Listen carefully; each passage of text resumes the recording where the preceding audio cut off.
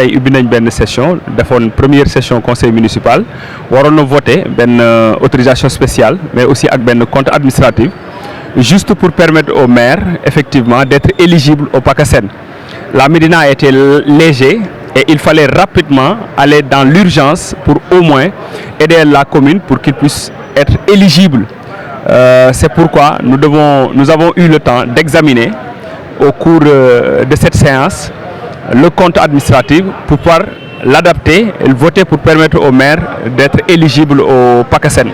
Vous savez, au niveau des 19 communes de Dakar, il y a la commune de Dakar Plateau, la ville de Dakar et la commune de Médina qui ont été légers par défaut d'obtention de leur compte administratif. Donc c'est pourquoi le maire voulait aujourd'hui qu'on vote cette compte administratif pour qu'il puisse être éligible au PACASEN. Et nous avons aussi compte administratif, un compte de gestion, un compte administratif. Mais comme le maire l'a expliqué, il y a un problème de temps, problème au PACASEN.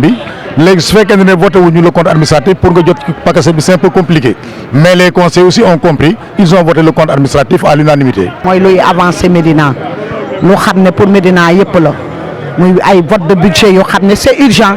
Il faut que nous votions ko jàppale ci maire bi pour li muy mën a liggéey mën a gaaw mën a ratax Médina yëpp gis ci seen bopp ñun tamit ñun ñëpp ñu voté ko à l'unanimité parce que lu ñu ñor la ndax dara soxaluñu lu dul Médina te monsieur le maire aussi dara soxalu ko lu dul Médina donc bu ñu woowee ci loolu dañ ko ciy fekk si. Donc je pense que le conseil bi tey c'était pour voter deux délibérations benn bi une autorisation spéciale mais deuxième bi aussi pour le compte administratif donc si ñaari points yooyu la ñu waxtaan. Et alhamdulillah ñu voté ko à l'unanimité waaw ñu def remarque loolu c'est une remarque parce que le conseil municipal en général Médinois dañ ko yëg mais ba léegi les gens peinent à savoir que am na conseil municipal est-ce que loolu jotul ba tey ñu yempeer boobu ñu xool duñ koy changer. waaw non bien sûr parce que je pense que conseil municipal bi li mu war a def yëpp mi ngi koy def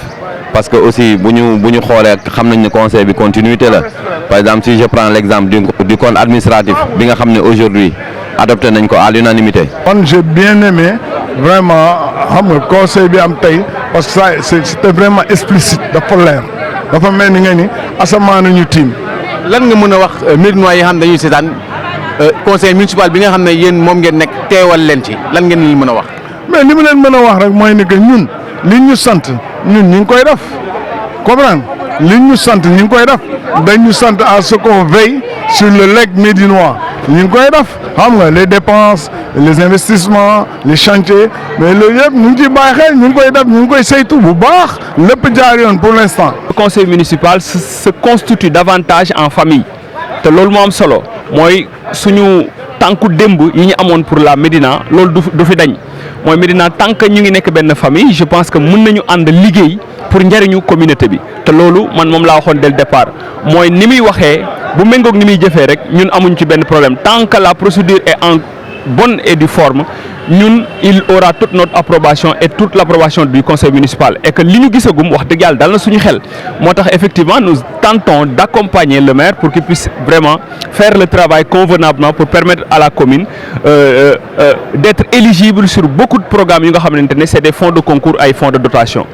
Médina nañ bokk ndey nañ bokk bàyyi ñun ñëpp ñoo bokk lu ñu bëgg kon aujourd'hui bu fekkee ne bëgg-bëgg yeeg maanaam fi nga war a jaar rek moom moo wute mais bëgg-bëgg yi benn la ñooñu war nañu mën a toog di waxtaan te Médina vraiment tuuti na tuuti ndawaay boo xamante ni bii ñëpp war nañu bokk ndey war a bokk bàyyi pour que mën a relever défi yi nga xam ne moo nekk sunu kanam. Donc ce n'était pas la même équipe municipale moo ko voté woon donc aujourd'hui gis nañ ko parce que compte administratif c'est tellement important donc voté ko dafay baax parce que ça va te permettre nga nekk à jour mën a aussi di jot say fonds d'investissement à temps parce que aussi